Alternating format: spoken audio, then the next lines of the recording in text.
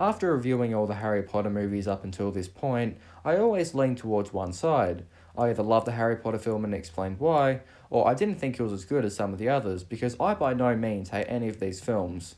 They are all great and unique in their own way, even though they're all connected to this bigger story. But when I got to the Deathly Hallows Part 1, before rewatching it for this review, I knew that this was one of my least favourite Harry Potter films going into it. I'd probably seen it the least amount of times, and I always found it to be the boring one and probably one of the weakest in the series. But when watching it, I was actually pleasantly surprised and actually thought it was a really good film that perfectly tells the first part of the final installment. But no one really raves about this film at all. The second part gets all of the praise and attention, and it was always said that this one just got the shorter end of the stick and was not nearly as good. And even though it isn't as good as part 2, it is still an incredibly well made film that no one seems to appreciate. So, today I will be talking about why Harry Potter and the Deathly Hallows Part 1 is the most underrated film in the. Oh, hang on. Oh, wait, I've already used that for Chamber of Secrets review. Okay. It's the most underappreciated Harry Potter film in the series. Now, to start off, splitting a movie in two parts is never an easy task. I've spoken about this in a video before, so I won't go into too much depth here, but in my opinion, this movie does it really well. The movie focuses heavily on the characters and how they are dealing with the struggles of the war. They show this from straight up with Hermione having to wipe her parents' memories and leave home. We see Harry watch the Dursleys leave after all these years because it's not safe anymore, and we see Ron look out into the distance scared about what's going to happen to his family. They make sure to focus on the characters for large chunks of the movie and not just the world that they are in, because it's so much easier to make a movie about the war in this world, but it's so much harder to capture the characters' emotion and how they are coping with this developing situation. We've seen them fight over silly little things before in the past, but here we actually see Harry and Ron at breaking point as they have an argument and end with Ron storming out. When focusing on the characters, you can watch them grow and develop through the course of the film and also the series. The character developing their relationships is just as important as the war, and this movie handles it really well, maybe one of the best in the series. This movie does continue with the more dark and mature themes, but the film also feels unlike other films in the series because it's not set at Hogwarts, making it feel very different. In some of the previous films leading up to this one, we always knew that a war was happening right outside Hogwarts, but we never really got to see it. Now that we're right in the action, we get to see the heroes fighting for their lives as they try and find and destroy Voldemort's Horcruxes. Now that they're in the real world, there is a clear threat, and the trio are constantly in danger and are always at risk of losing each other. Now, the setup in the story is very well executed, with Voldemort risen to full power, taken over the Ministry, and everyone is at risk, and the trio have to hunt down and destroy the remaining Horcruxes. The plot is set into action quickly, and up until the forest scenes, the story is very fast-paced and is really exciting. We get to see the scene with the Seven Potters, Mad Eye's death, the Ministry of Magic giving Harry, Ron and Hermione the items Dumbledore left them, and the Death Eaters crashing the wedding, the trio versus the Death Eaters at the cafe, finding who RAB is, and breaking into the Ministry, which was really thrilling to watch. The first hour into the film is great and keeps you on edge throughout. And then we get to the camping scenes. Now, this might be the biggest complaint of this movie, and I kind of get why, because before this viewing, I too thought that these scenes were kind of overdone and pointless. But this time, I actually liked these scenes for some reason. I don't know why, but I actually found them really interesting as the characters slow down amongst all of the war and fighting, and there's almost a complexity and beauty behind those moments. An example of this might be Harry and Hermione reflecting in the forest about the war, and Hermione wishing they could just stay here and grow old, showing how the war has affected them heavily.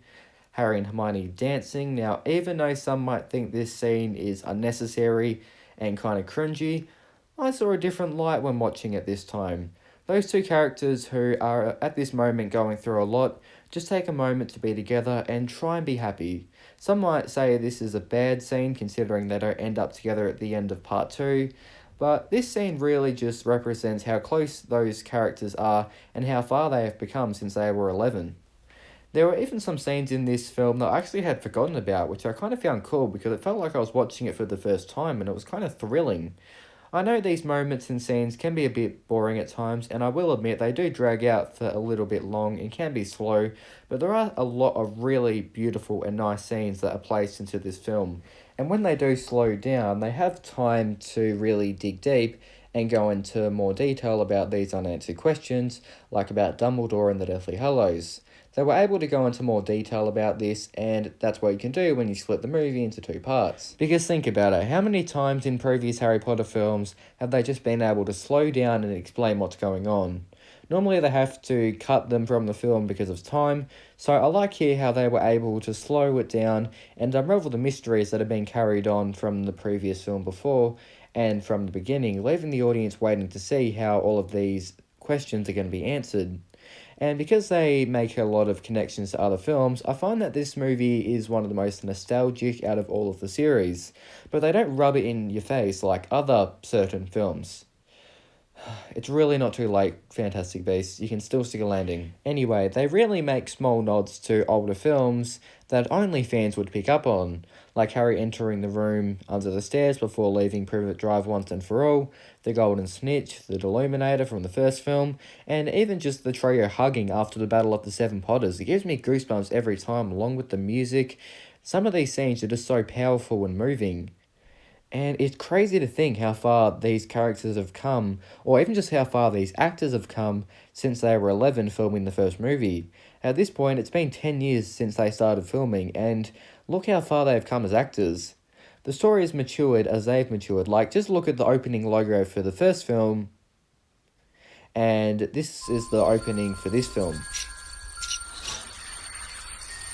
And all of their acting abilities have come so far in 10 years, and they are now so close to the end.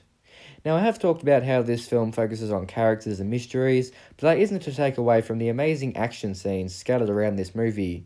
They were really thrilling, instead of just one big climax at the end like we're used to with these films. Now, even though we haven't even reached the conclusion of the story yet, the film manages to end on a real incredible final act, which is hard considering it was split in two halves. But they were able to make a finale which in my opinion was exceptional. The heroes have just been captured and have been brought to Malfoy Manor and have to rescue the prisoners and get out alive with the sword. And it leads to a duel with Harry taking Malfoy's wand, which comes into play later on in the next film, and Dobby coming to the rescue, leading to maybe one of the best lines in the film.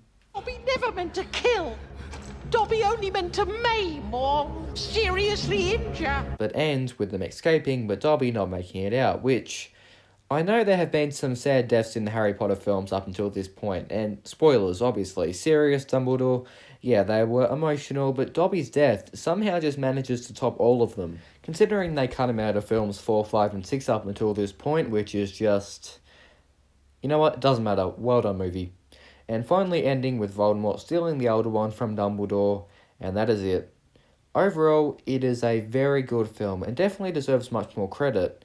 If I was to ever rank these films, it would definitely be up there somewhere around the middle. I won't tell you where, because I might save that for a video, but yeah, a solid film, and I'm surprised that no one really talks about it, but make sure to comment down below what you think of this film, because I'm very interested to see what other people think.